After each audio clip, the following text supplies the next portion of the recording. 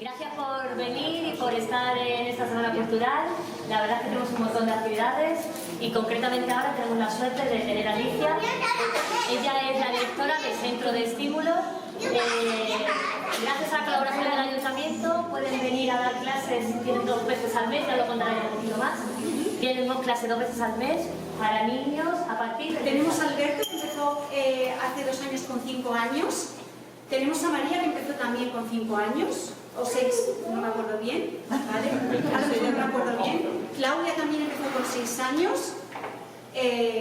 Ana empezó con 2 años. Rafael también empezó con 2 años. Celia empezó el año pasado con 3, ¿verdad que sí? Sí.